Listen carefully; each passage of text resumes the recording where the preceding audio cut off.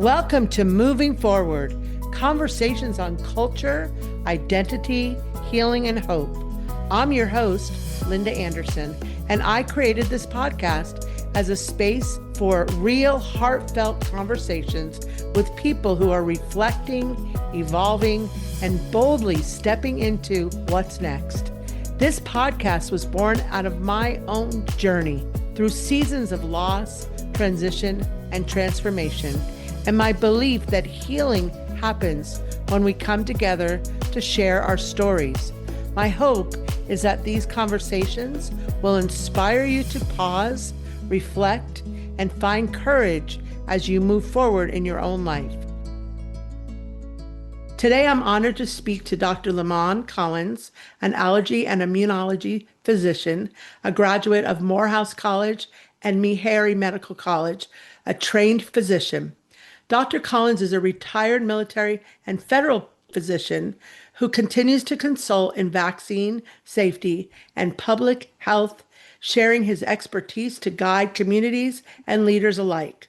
Throughout his career, Dr. Collins co-authored more than 18 peer-reviewed articles, served as Chief of Vaccine Safety and Evaluation at the Defense Health Agency, and led critical Department of Defense vaccine trials.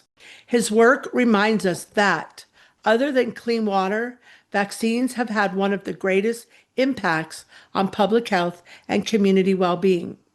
In today's conversation, we'll explore his journey, the intersection of culture and science lessons from public health, and how his experiences continue to inspire hope, healing, and forward movement in our communities. Welcome, Dr. Collins. Well, thank you. Thank you very much. So we're going to start. Our first question today is, looking back, how did your experiences at Morehouse and Meharry shape your identity as a physician and researcher? Well, first of all, thank you for inviting me here, and it's really a privilege to share the little bit of knowledge that I have. I've been very blessed with the opportunities that I have had. In regards specifically to your question, the experiences that I had both at Morehouse and Meharry really helped shape me as a physician. At Morehouse, there's a long history. It's a school that was uh, founded in the 1867, and it has a long, illustrious history of educating African American men. And one of the things that it's prided for in that school is something that the school is very well known for, and that's just shaping young Black men. And for me personally, what it did is it prepared me to always have the mindset that yes, I can succeed. And at Morehouse, you will succeed was the mantra that they had. So it just gave me the confidence to know that the information that they poured into me, the examples of our alumni were a verification of that type of mantra of having successful young Black men, and having folks like Martin Luther King and Benjamin Mays. A classmate of mine was Samuel Jackson. So I had a lot of examples of individuals who went on to success, but that was poured into us. My choice of Meharry, uh, kind of a different pathway. And the Meharry, again, kind of similar in its onset in regards to it was a school that primarily was founded for African American men and women. But it has a long tradition of service, primary care service, as a matter of fact. And so it poured into me just the zeal to always make sure that we provided good care, primary care. And so carrying those two mantles, if I could use that, of being confident in who I was and then having a focus on trying to provide good primary care, it kind of helped push me forward with my medical career. I could probably listen to you forever telling all this Okay, background. So thank you for that.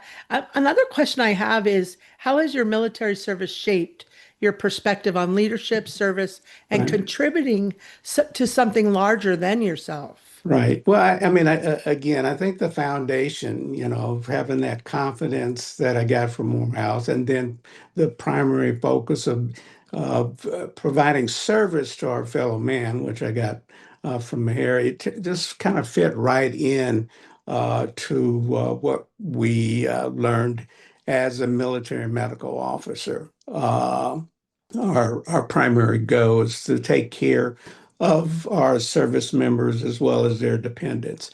And so, I think I was well equipped with the foundation from my early learning and just the training, which was excellent within the military, to try to just kind of hone in on that foundational background that I had. And so it just enhanced that the military training. I was fortunate that I was able to train at Walter Reed Army Medical Center, which is for the military is the premier area, and it's just again just being very fortunate and in the right place. But the training that I had at Walter Reed would compare with any of the major medical centers.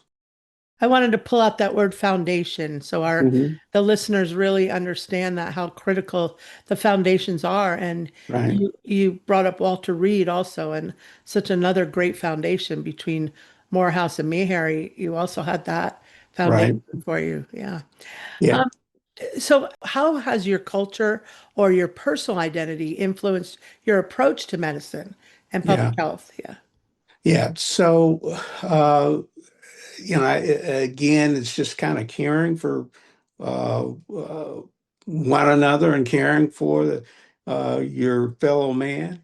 And again, going back to that word foundation, that was kind of the foundation of at least the thought process for me as I went into the practice of medicine. And so it was just fortunate for me just to be able to kind of carry that on. One of the things that you find in the military that I didn't realize is that particularly as you progress, uh, they expect leadership and that leadership. And when they talk about no man left behind, that truly is uh, again, a central precept, particularly if you're going to be a successful leader, you know, not thinking about the accolades or the medals that you can get, but are you going to take care of your people?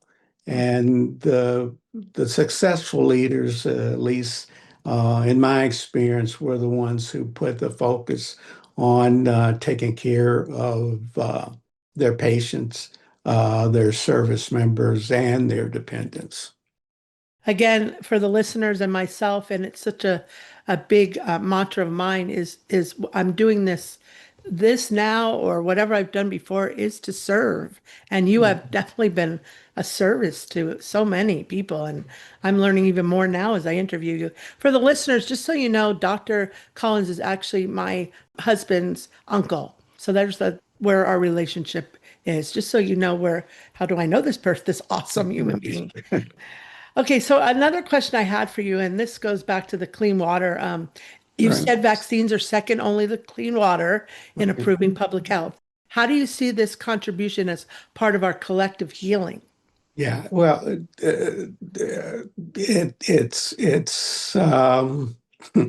it's it's going to be critical, and as you know, I don't want to go into detail in regards to some of the controversies that is happening, but honestly, if people really look at the history of vaccines, the pushback has always been there.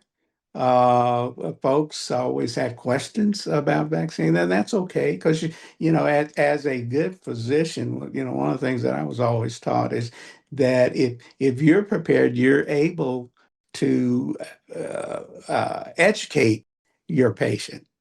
And being able to educate your patient and giving them all the correct information in regard to how it protects them as a military position, one of the things that we've seen, and again, some people don't realize that George Washington in this country uh, was one of the first to utilize vaccinations. Particularly with smallpox. Some of the early battles, what he elected to do was to vaccinate the Continental Army with smallpox vaccine. That protection, again, thinking about your service members, thinking about your people, that provided protection and was critical in making them a successful military. And so the use of vaccinations has a long history, particularly in the military. So the military has always captured the value of utilizing vaccinations. But throughout when the vaccines were initially developed by Jenner, it was because of epidemics, kind of similar to what we had with COVID. And it was because of the utilization of those vaccinations that we were able to save people worldwide. So it's always had a vaccine, and particularly utilizing vaccines in a safe and knowledgeable way has, for a number of years, provided protection to the world. So, on that note, though, too, you're talking a lot about the history of it. Are there any particular lessons about resilience and protection that stand out most to you? Well, I mean, I think that so I'm a child of the 50s, and the reason I mention that is that uh, my mother uh, had a president, President Roosevelt, who had polio. And so when that vaccine was initially developed, it didn't take a whole lot to convince my mother that I need to vaccinate my child.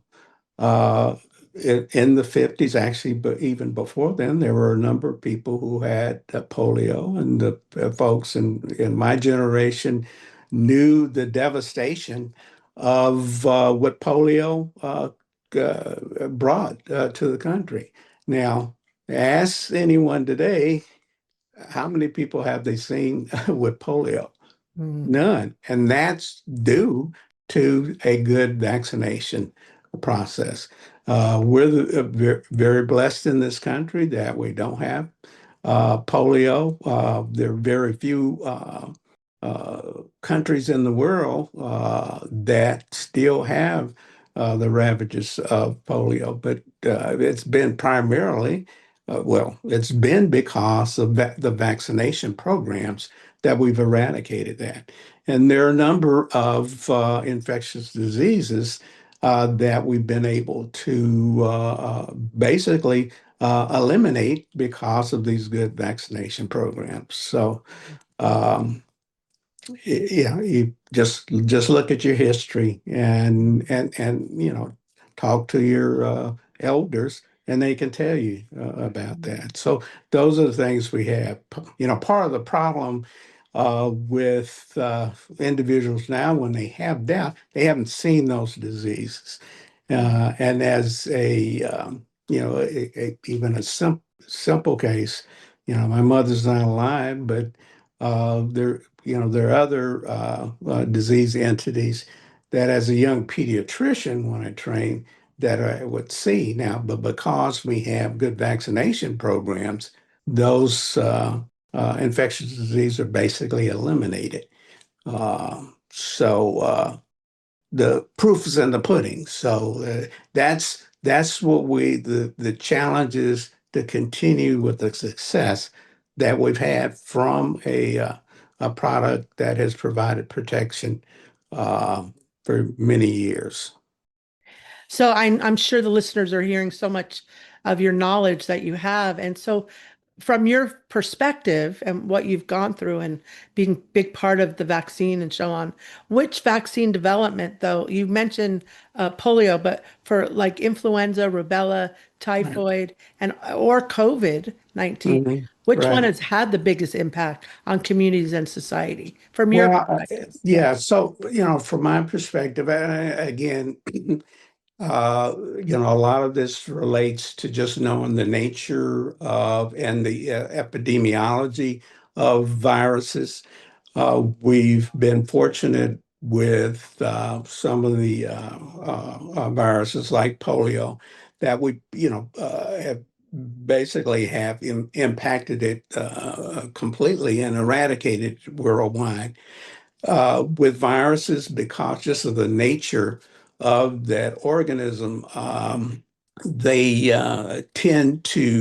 do a couple of things based on just the anatomy or the of that particular virus. They morph, they change when they talk about different strains. So fortunately, the ones that we have been able to eradicate it, again, it's been because of a good vaccination program. Some of the viruses they do have different strains. That's kind of the same thing that we're seeing with the COVID because it is a virus. They adapt, just like a lot of organisms. They adapt, and what that does is they come in cycles. If you look at the influenza vaccine, if for looking at our history back in the late 20s, people or they wrote about the Spanish flu and the number of deaths that happened. That was back in the 20s. But uh, and it caused, of course, a lot of devastation. But those things tend to cycle. And so the experience with COVID is that it was part of that recurrent cycle of a variety of viruses. People forget that before COVID came, there was a thing called H1N1. That was back in the early uh, 2010, et cetera. That was part of the cycle. So the moral of the story is these things come in cycle. So why am I going on and on about this? Well, if you don't stay prepared and continue to do observations and reserve, that's why you see people who have more brilliant minds than I do. They predict what virus is going to be more prominent, and that way they can change the particular vaccine that's required. That's an ongoing process. And as long as we have this world, that's going to continue. So it just because we stop making vaccines doesn't mean that the virus is going to stop. Okay. And so if we're not prepared for it, then we put ourselves in a vulnerable position. So, Yeah, and you talked a lot, kept going back, mhm, looking back, which is great. There's some keywords in this next question I want to pull out, actually mhm. goes with the whole podcast theme, which is how did transparency and communication contribute to healing and trust in public health? Right. Right. Well, I think if particularly if you're going to deal with the public, you do have to communicate. And, that was one of the things that I always preached to my investigators. And it's, again, as part of any good public health program. You have, you have to educate. You have to educate because there's a lot of misconception and some of these things are very complicated. Mhm. But if you don't speak to them and try to put it down at a level that individuals can understand, then you're going to have misconceptions or and errors in the property. So it's not about showing who has the biggest brain. It's about, again, serving your patients, serving mankind, and making sure if you want to have an effective vaccination program, you need to communicate.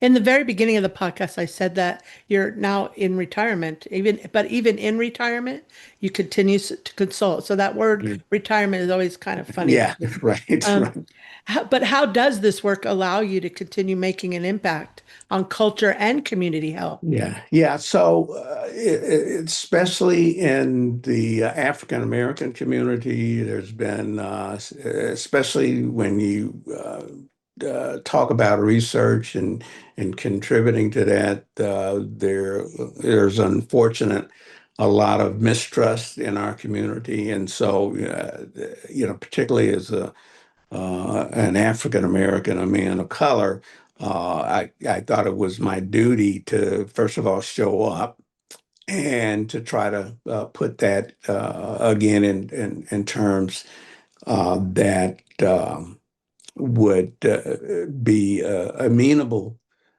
in regards to understanding for particularly folks in my community. It was also I thought an obligation for me to also make sure I when I interacted with other investigators who weren't as familiar with the African American culture or the culture of folks of color, that I serve as a reminder or I ask the tough questions. And I thought that was part of my responsibility to try to provide that. So, what advice would you give young people of color aspiring to enter medicine Right. or research today? Right. Yeah. Well, I would tell them to do it. Unfortunately, if you again recall from my experience at Morehouse, sometimes what I've found, and even in my career, I found that folks tell you that you can't do it because of who you are.